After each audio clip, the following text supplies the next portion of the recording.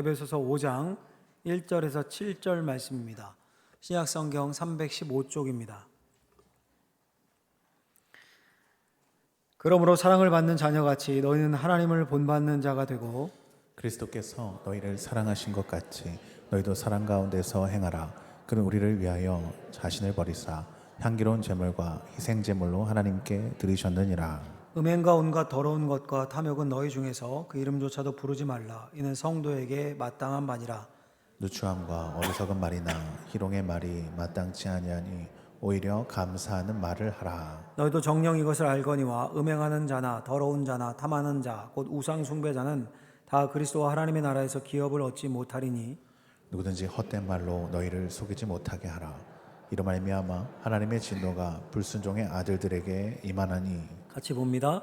그러므로 그들과 함께 하는 자가 되지 말라. 아멘. 기도하겠습니다. 하나님 아버지, 이 땅에 오신 우리 주님, 그분의 사랑, 그분의 은혜 덕에 우리가 이 자리에 있음을 믿습니다. 이제 말씀을 받습니다. 하나님의 말씀이 능력이 되고 하나님의 말씀이 기적이 되고 하나님의 말씀이 치유가 되는 시간이 되게 하여 주옵소서. 예수님의 이름으로 기도하옵나이다. 아멘. 오늘은 하나님을 모방하는 사람이 됩시다 라는 제목으로 하나님 말씀을 선포하고자 합니다. 르네 지라르라는 그 프랑스 유명한 철학자가 있습니다. 욕이 아니에요. 지랄이 아니라 지라르예요. 지라르. 이름이 좀 발음이 그런데 지라르. 현대 철학자인데 미국 스탠퍼드 대학, 뉴욕 대학교에서 가르쳤던 석학이기도 합니다. 이런 주장을 했습니다. 인간은 생물학적 욕구나 자기 주관에 따른 결정이 아니라 모방을 통해 많은 걸 욕망하게 된다. 그래서 이걸 모방 이론이라고 불렀는데 이 이론에서 호모 미미쿠스, 모방하는 인간이라는 말이 나왔습니다. 호모 미미쿠스, 모방하는 인간. 여러분 예전에 왜 그 한참 아이들이 입고 다니던 그 패딩 있지 않습니까? 다 교복처럼 중고등학생들이 입었던 우스갯소리로 북쪽 얼굴 그 패딩. 뭐 40만 원, 50만 원 하는데도 뭐 부모들이 다 사주고 애들이 사달라니까요. 남들 입는데 안 입으면 우리 자녀 안 입으면 기죽을까 봐 애들도 또 막 조르고 너도 나도 사줬죠. 유행을 따라간 거죠. 한참 지난 후에 유행 지나면 애들은 안 입잖아요. 그거 이제 누가 입고 다닙니까?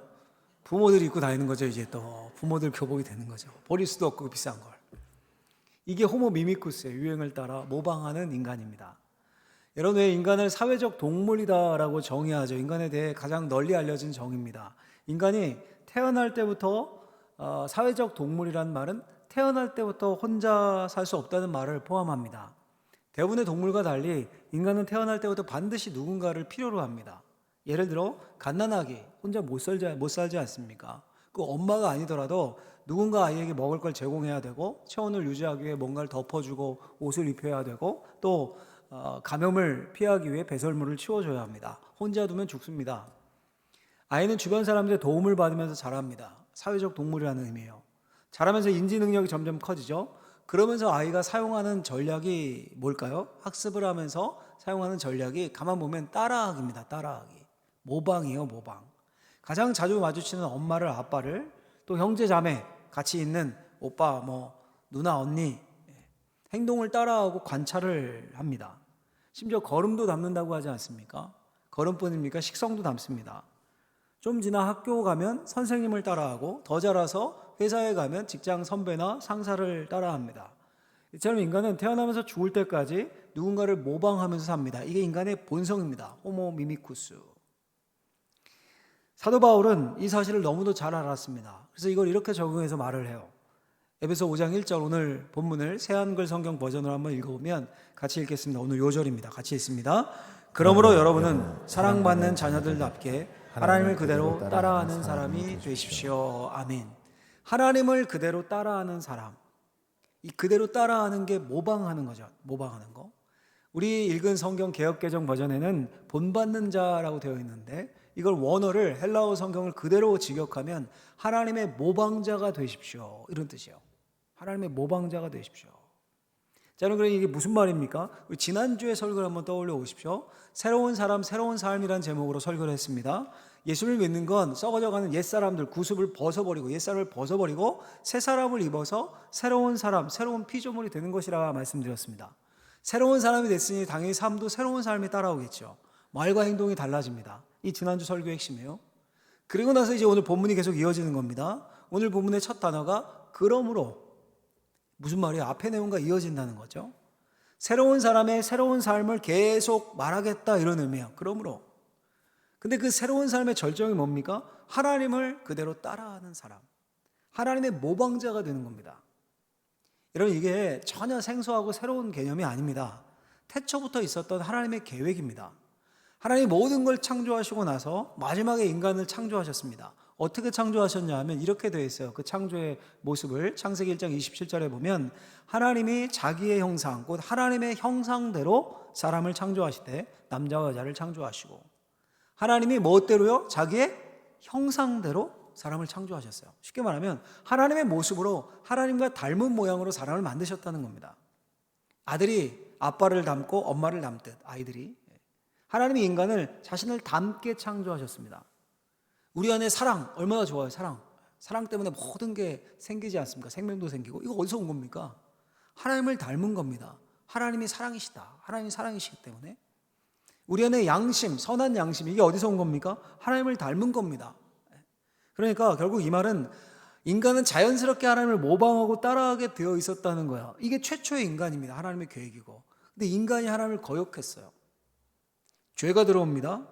하나님을 아버지로 여기지 않고 하나님 없이도 살 수 있다고 스스로 하나님이 되었습니다. 그러니 이제 하나님이 아니라 다른 것을 따라합니다. 다른 것을 따라하기 시작해요. 우상을 따라합니다. 마귀를 따라합니다. 마치 여러분 좋은 아버지가 집에 있는 거예요. 근데 사춘기 아이가, 사춘기니까 막 질풍노도의 시기 아닙니까? 간섭 그냥 별것도 아닌데 싫다고, 집 싫다고, 그냥 무조건 싫다고 자기 마음대로 집 나가서 비행 청소년 혹은 뭐 조폭들 가입해서 아버지가 아니라 그들을 따라하는 것. 이런 신세가 된 겁니다, 인간이. 자, 그런데 그랬던 인간이 그 썩어져가는 옛 습관들, 옛 사람을 벗고 뭘 입었어요? 새 사람을 입었습니다. 이 말은 예수님을 알고 예수님을 믿게 되었다는 거죠. 집 나간 탕자가 아버지의 집으로 돌아왔습니다. 오늘 1절의 말씀대로 하나님의 자녀가 되었습니다. 그러니 당연히 무슨 일이 생기는 겁니까? 그러므로 여러분들은 하나님의 자녀답게 하나님을 그대로 따라하는 사람이 되십시오.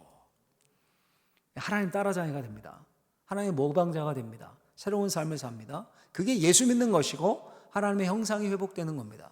어려운 말로 하면 신학적인 용어로 성화라고 합니다. 성화의 과정을 이루는 삶입니다. 자, 그런데 여러분, 우리가 조금 더 깊게 생각해 볼 것이 있습니다. 우리 하나님은 존재에 있어서 창조주예요. 창조주. 우리는 피조물입니다. 피조물. 존재의 차원이 달라요. 존재의 차원이. 근데 어떻게 따라가고 모방할 수 있습니까? 하나님의 전지전능함을 우리가 따라할 수 있습니까? 하나님의 영원함을 우리가 따라할 수 있습니까? 영원히 안 죽습니까, 우리가? 하나님의 무소부재, 어디에나 계신 걸 우리가 따라할 수 있습니까? 우린 시공의 제한을 받는데요. 하나님의 초월성은 어떻습니까? 따라할 수 있습니까? 다 모방할 수 없어요. 근데 하나님을 그대로 따라하는 사람이 되라라고 말합니다.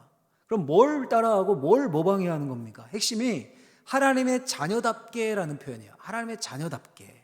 먼저 바울은 우리가 하나님과 관계에 있어서 하나님의 아버지고 우리가 자녀예요. 그러니까 하나님과 자녀의 관계, 아버지와 자녀 관계에 있다라고 말합니다. 이게 핵심이에요. 그 관계성의 맥락 안에서 하나님을 본받고 하나님을 그대로 따라야 한다는 겁니다. 여러분, 자녀들이 부모를 닮습니다. 왜 닮을까요? 일단 부모가 물려준 유전인자 때문에 닮는 거죠. 하나님의 자녀도 하나님의 형상과 모양이라는 유전자 때문에 하나님을 닮아요. 둘째는 자녀는 부모와 같이 살아요. 그래서 부모를 닮습니다. 같이 살고 오래 보면 닮아요. 우리도 하나님이 내 안에, 내가 하나님 안에서 함께 살아가기 때문에 하나님을 닮습니다. 그러니까 이게 하나님의 존재 방식을 닮아서 야, 내가 전능하다, 뭐 내 몸 씻은 물을 먹으면 낫는다, 뭐 난 초능력자다, 영생불사다, 난 이거는 또라이고요. 이게 이단이고 이게 아니라 하나님과의 관계 안에서 하나님의 형상인 하나님의 사랑, 하나님의 정의, 하나님의 거룩, 하나님의 오래 참음, 이런 걸 담는 겁니다. 그러니까 하나님의 모방자가 되기 위해서는요, 좋은 아버지를 대하듯이 하나님을 범사에 인정하고 하나님과 항상 동행하고 하나님과 늘 대화하고 하나님의 뜻인 하나님의 말씀을 들으며 하나님의 성품을 그러면서 계속 느끼는 거예요. 계속 느껴야 합니다. 그게 하나님과 함께 사는 것이고 성경의 표현대로 하면 동행하는 겁니다. 여러분 창세기에 보면 에녹이 하나님과 동행하였다라는 말씀 아시죠? 그 말씀의 의미예요 그게. 그럼 하나님을 닮게 됩니다. 하나님을 모방했던 에녹은 죽음을 보지 않고 하늘로 올려졌죠. 이처럼 하나님을 모방하면 당연히 천국이 우리의 것이 됩니다. 우리의 것이. 자, 여러분 그러면 우리가 어떻게 하나님의 모방자가 될 수 있을까요? 하나님의 뭘 모방하고 따라야 될까요 우리가? 오늘 본문에서 크게 세 가지를 바울이 이야기해요. 세 가지를 찾아볼 수 있는데 앞장과 연결이 되는 거예요 다. 첫 번째는 이겁니다. 첫 번째 같이 한번 화면을 보고 해보겠습니다. 사랑의 모방자가 됩시다. 뭐의 모방자요? 사랑을 따라하자. 자, 2절에 보면 하나님의 모방자가 되는 최고의 비결을 바울이 소개하는데요. 2절 같이 가서 읽어보겠습니다. 시작. 그리스도께서 너희를 사랑하신 것 같이 너희도 사랑 가운데서 행하라. 그는 우리를 위하여 자신을 버리사 향기로운 제물과 희생 제물로 하나님께 드리셨느니라. 아멘. 너희도 사랑 가운데서 행하라. 우리가 사랑 가운데서 행하면 하나님의 모방자가 됩니다. 그럼 그 사랑이 어떤 사랑입니까? 자기 멋대로 내가 나 사랑하면서 산다 이러면 사랑입니까? 제가 자주 말씀드리잖아요. 불륜도 사랑이고 동성애도 사랑이고 스토킹도 사랑이고 다 사랑으로 포장하는데 내가 사랑이라고 생각하고 나 사랑하면서 살고 있어. 그러면 사랑 가운데 행하는 겁니까? 아니죠. 그게 아니에요. 바울이요. 우리가 그런 생각을 할까 봐 아예 못을 박습니다. 뭐라고 못을 박아요? 그리스도께서 너희를 사랑하신 것과 같이. 예수님이 우리를 사랑하신 사랑이에요. 그 사랑이 어떤 사랑입니까? 그는 우리를 위하여 자신을 버리사 향기로운 제물과 희생 제물로 하나님께 드리셨느니라. 십자가의 사랑이에요. 그러니까 자신을 향기로운 제물로 드린 사랑입니다. 희생과 포기와 섬김의 사랑입니다. 그러니까 우리의 몸을 거룩한 산제사로 우리의 삶 전체가 하나님께 드려지는 예배가 되는 거예요. 더 쉽게 표현한다면 내가 희생해서 남이 기쁜 거. 그게 주님이 보여주신 사랑입니다. 주님의 십자가 사랑의 희생으로 우리가 구원받고 기쁨을 누리지 않습니까? 여러분 그러면 우리가 다 주님처럼 십자가 지고 목숨을 버리고 그런 필요는 없습니다. 그런 말을 하는 게 아니에요. 바울이 빌립보서에서 그 예를 똑같은 단어를 사용해서 말하는데 같이 한번 읽어볼까요? 빌립보서 4장 18절 말씀인데 같이 가서 읽어보겠습니다. 내게는 모든 것이 있고 또 풍부한지라 에바브로디도 편에 너희가 준 것을 받음으로 내가 풍족하니 이는 받으실 만한 향기로운 제물이요 하나님을 기쁘시게 하는 것이라. 아멘. 아까 에베소 2장에 이런 표현 나왔어요. 향기로운 제물이라는 표현이 나왔는데 바울이 동일한 단어를 빌립보서에서 사용을 하죠. 이는 받으실 만한 향기로운 제물이고 하나님을 기쁘시게 하는 것이다. 향기로운 제물로 하나님을 따라했기 때문에 하나님이 기뻤다 이런 표현이거든요. 그러면 이 구절이 뭘 이야기하는 겁니까? 빌립보서의 말씀이 빌립보 성도들이 바울을 물질로 섬겼어요. 물질로. 그걸 뭐라고 표현하냐면 받으실 만한 향기로운 제물이다. 하나님을 기쁘시게 했다. 하나님의 사랑을 모방했다. 에베소서의 표현대로 하면 그렇게 되는 거예요. 빌립보 성도들이 넉넉해서가 아니라 막 부자여서가 아니라 섬길 수 있는 여력이 있기 때문에 바울에게 선교헌금을 보냈습니다. 그걸 향기로운 제물이다. 그리고 하나님이 받으셨다. 이렇게 하나님이 기뻐하셨다. 이렇게 표현해요.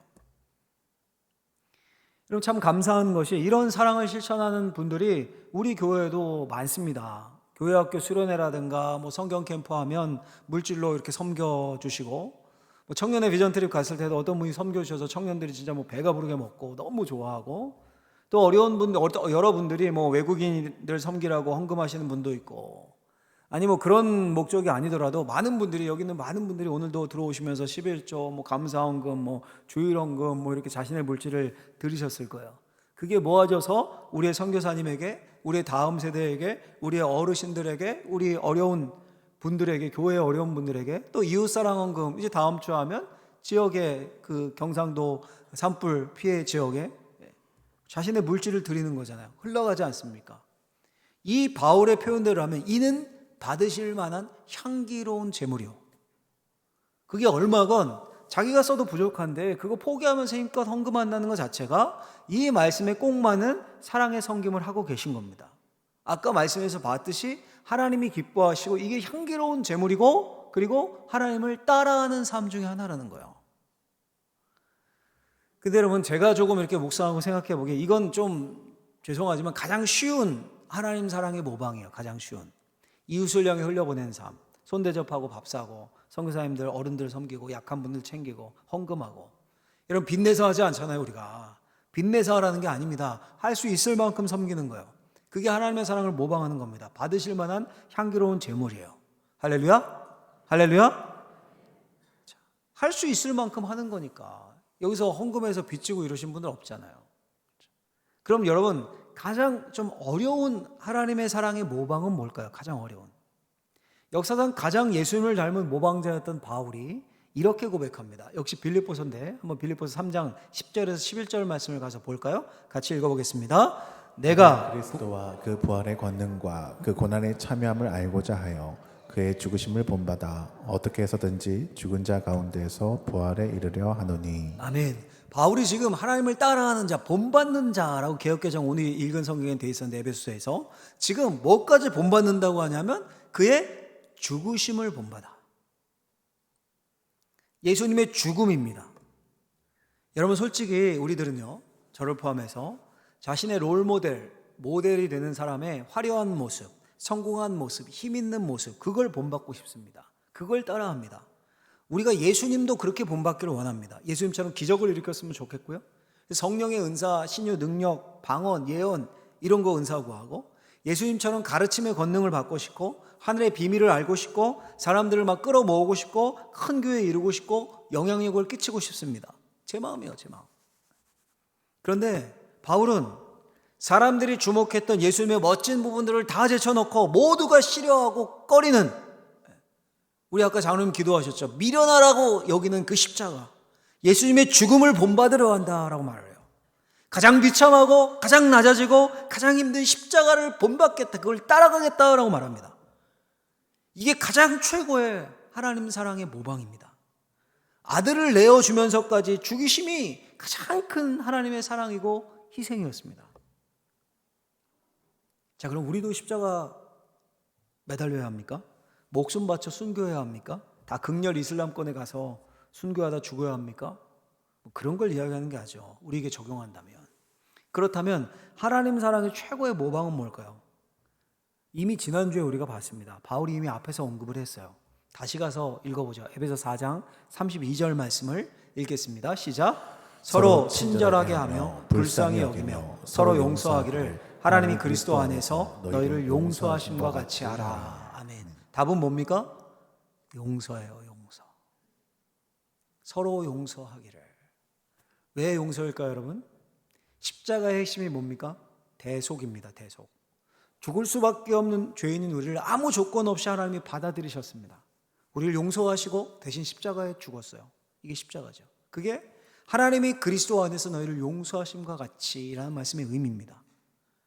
여러분, 솔직히 말하면 이 용서보다 어려운 게 없습니다.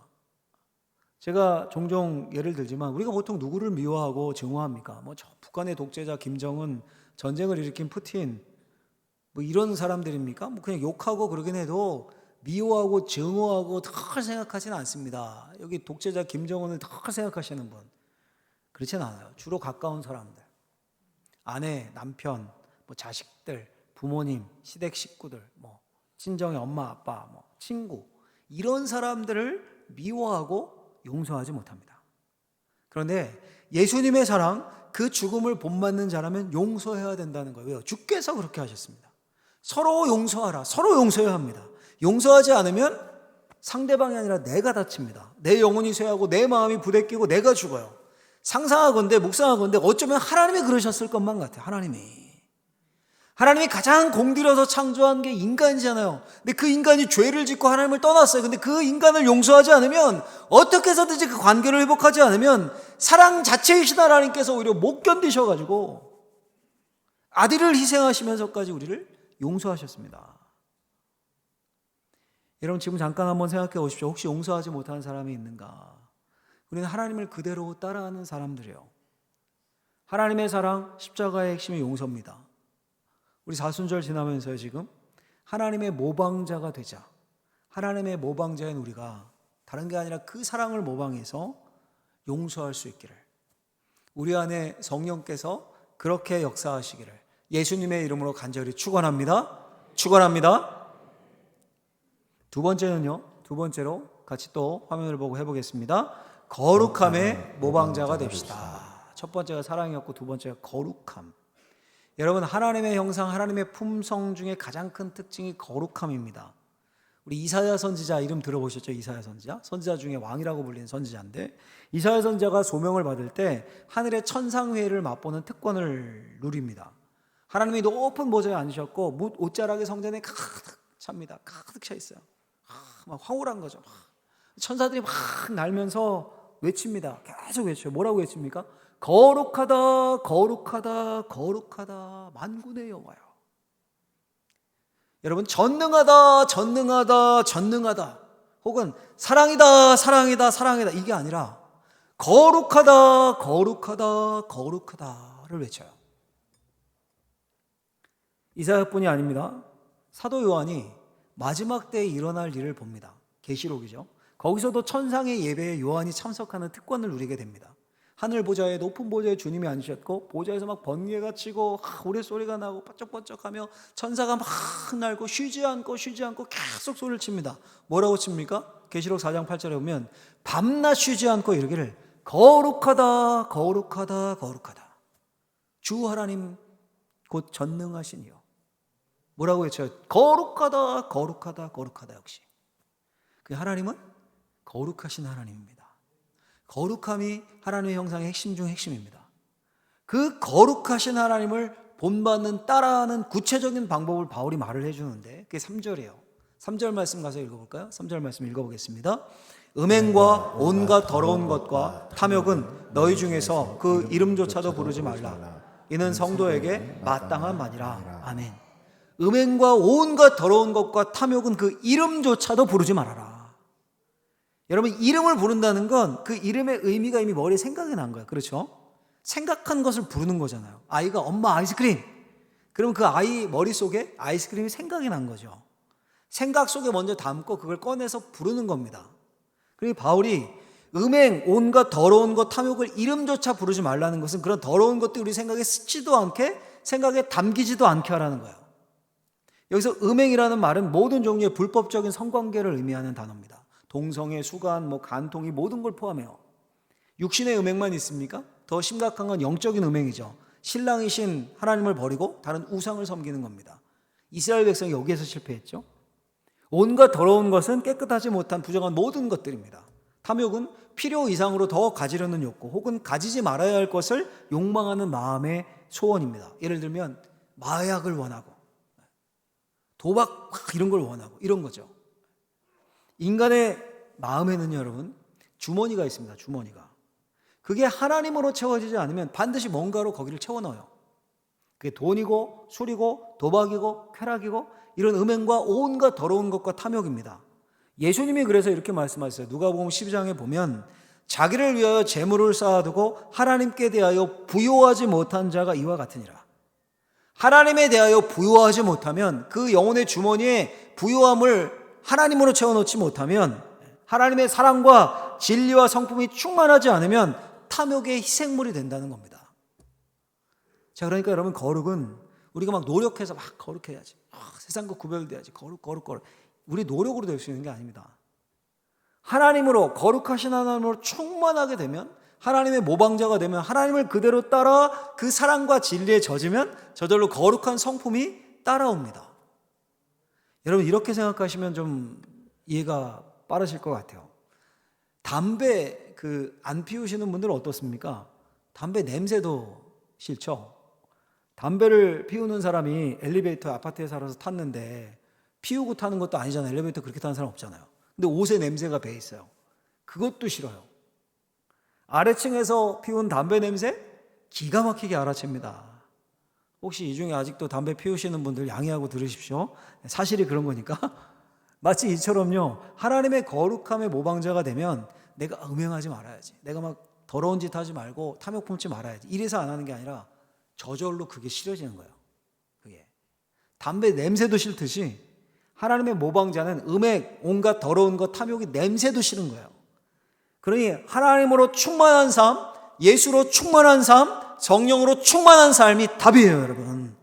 그게 하나님을 그대로 따라하는 사람이에요. 그런 하나님의 모방자 되시기를 예수님의 이름으로 축원합니다. 축원합니다. 한 가지만 더 간략하게 보죠. 바울이 이야기한 건 다 봐야 되니까요. 세 번째, 같이 한번 하늘 보고 읽어보겠습니다. 언어의 모방자가 됩시다. 언어의 모방자. 세 가지였습니다. 첫 번째 뭡니까? 사랑. 두 번째 거룩함. 세 번째 언어. 4절 말씀 가서 읽어보죠. 4절 말씀을 읽어보겠습니다. 같이 읽습니다. 시작. 누추함과 어리석은 말이나 희롱 말이 마땅치 아니하니 오히려 감사하는 말을 하라. 아멘. 자, 여러분 지금 말을 강조하죠. 말이 강조되죠. 지난주에도 강조했습니다. 한 구절에 3번이나 말이라는 단어가 나옵니다. 그래서 여러분 바울이 지금 논문을 쓰고 있는 게 아니에요. 지금 이게 편지를 쓴 겁니다. 성령의 역사하신 가운데 편지를 보낸 거예요. 지금 편지를 쓰면서 그럼 강조하고 싶은 게 있을 거 아니에요. 그걸 계속 강조하며 이어가는 겁니다. 우리는 지금 이렇게 번호가 매겨져 있어서 4장 5장 이렇게 나눠보지만 이건 바울이 매긴 게 아니에요. 한 1000년 지난 한참 후에 중세시대에 읽기 편하게 찾아야 되니까 넘버링을 한 거고요. 원래는 이게 통짜로 쓰여진 편지예요. 그렇죠? 그러니 반복될 수밖에 없어요. 강조하는 게. 지난주에도 반복했잖아요. 누추함과 어리석은 말은 음담패설, 외설적인 말, 바보 같은 말을 말합니다. 말초신경을 자극하는 막 저속적인 말, 저속한 말, 저속한 유머 이런 거예요. 희롱의 말도 유사한 의미입니다. 여러분 제가 들어보니까 막 해외여행이나 이런 패키지 같은 데 가면 가이드 하시는 분들이 그렇게 음담패설을 많이 한다고요. 그분들이 왜 음담패설을 많이 할까요? 그분들 성격이 원래 그래서요. 여행객들이 좋아하니까 하는 거죠. 그렇죠. 여행객들이 좋아하니까. 남자분들이 막 술자리에서 음담패설하면서 깔깔댑니다. 대학생들이 청년들이 막 카톡방에서 과 학생들 외모 품평회를 하고 툭하면 성희롱 비슷한 말을 하고 그걸 즐기고 대화의 양념처럼 생각합니다. 그 하나님의 모방자가 아니라는 거예요. 오늘 본문에 따르면 분명히 외설적인 말, 저속하고 추잡한 말은 입 밖에도 내지 말라고 말합니다. 욕은 말할 것도 없습니다. 여러분 예수님 믿는데 무슨 욕쟁이 할머니 같이 그냥 막 폭하면 욕하고 막 이 새끼 저 새끼를 막 달고 살고 뭐 욕을 달고 살아요. 오히려 뭘 하라고 바울이 말합니까? 감사의 말을 하라. 감사의 말을. 여러분 감사의 말에는 부작용과 역경이 없습니다. 통계에 따르면 행복한 사람들 있잖아요. 내가 행복하다 정말. 행복한 사람들을 관찰하면 100% 감사의 말이 많다고 합니다. 그분들의 입에, 삶에. 여러분 감사는 하나님의 언어입니다. 세상을 창조하시고 하나님이 감사하면서 감탄하시죠. 어우 쏘고 보기에 좋았더라. 와 좋다 멋지다. 그 감사의 말을 할 때 우리는 하나님께 영광을 돌리게 되는 거예요. 진심으로 마음에서 나오는 감사의 말을 하고 감탄을 할 때. 성경이 뭐라고 얘기합니까? 범사에 감사하는 게 하나님의 뜻이다라고 하지 않습니까? 그러니까 우리가 감사만 해도 우리는 하나님의 뜻을 이루는 자가 되는 거예요. 감사만 해도. 우리 자녀들을 보면서 아우 이 망할 놈의 새끼 죽일 놈의 새끼 진짜 망하고 죽었으면 좋겠습니까 여러분? 아우 감사하네 이런 생명을 주셔서 얼마나 좋아요. 교회 봐도 이건 이렇고 저건 이렇고 이 망할 놈의 교회 정말 망했으면 좋겠습니까 교회가? 아우 감사하네 이렇게 뭐 예배할 수 있고. 감사의 말에 돈 드는 거 아니잖아요. 그러니까 빈부귀천을 막론하고요. 나이와 성별을 막론하고 누구든지 이룰 수 있는 하나님의 뜻이 감사예요. 범사에 감사하는 게 하나님의 뜻이다라고 하셨으니까. 감사의 말을 습관화하시길 주의 이름으로 축원합니다. 여러분 성경 한 절을 읽고 마치려고 하는데 시편 138편 4절을 한 절 읽겠습니다. 같이 읽겠습니다. 여호와여 세상의 모든 왕들이 주께 감사할 것은 그들이 주의 입에 말씀을 들음이오며. 아멘. 여러분 정말 놀라운 말씀 아닙니까? 왕들이라도 주님께 감사할 것이 주의 말씀을 들을 수 있기 때문이다 라고 말해요. 그럼 우리는 얼마나 감사한 겁니까? 이렇게 모여 매주일 주의 말씀을 들을 수 있음 자체가 감사예요. 감사. 하나님을 그대로 따라하는 사람이 어떤 사람인지를 말씀을 통해 듣게 하시고 깨닫게 하심이 감사해요. 왕들도 주의 말씀을 듣는 것, 주의 입의 말씀을 듣는 것, 그게 감사할 건데 우리는 왕들보다 더 귀한 것들이 주어진 거예요. 매주 주의 말씀을 듣잖아요 우리가. 사랑하는 우리 바원지교회 성도님들, 오늘 말씀을 꼭 마음에 새기셨으면 좋겠습니다. 우린 하나님의 자녀예요. 이 중에 내가 예수가 나의 주님입니다 고백하는 모든 분들은 하나님의 자녀입니다. 그렇다면 우리는 하나님의 모방자입니다. 하나님의 사랑, 거룩 말을 그대로 따라야 돼요. 그때 우리의 삶에 하나님의 은혜가 머뭅니다. 계속 머물러요. 쏟아집니다. 복이 쏟아집니다. 여러분 이어지는 5절에서 7절 말씀 보면 하나님의 모방자가 되지 않으면 그리스도와 하나님의 나라에서 기업을 얻지 못한다라고 말씀해요. 그들은 불순종의 아들들이다라고 표현도 합니다. 하나님과 상관이 없다는 거예요. 여러분 주여 주여 한다고 다 하나님의 자녀가 아닙니다. 예수님 말씀하셨잖아요. 나는 도무지 너희를 모른다. 주님이 거부하실 수도 있어요. 하나님을 따라하는 건 선택이 아니라 필수입니다. 마치 자녀가 부모를 따라하는 게 자연스럽듯이 우리가 예수를 믿고 하나님의 자녀가 되면 자연스럽게 하나님을 따라하게 되어 있습니다. 하나님을 모방하게 되어 있습니다. 담배 안 피운 사람이 냄새도 싫듯이 음담과 그 더러운 것과 탐욕 보기도 싫게 되어 있는 거예요.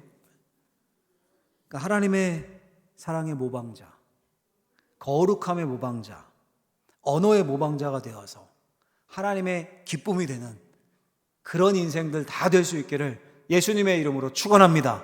축원합니다. 기도하겠습니다. 하나님 아버지 감사합니다. 주님을 닮기 원합니다. 하나님을 따라하는 사람, 사랑에 있어서 거룩함에 있어서 말에 있어서 하나님을 닮은 우리들 되게 하여 주옵소서. 예수님의 이름으로 기도하옵나이다. 아멘.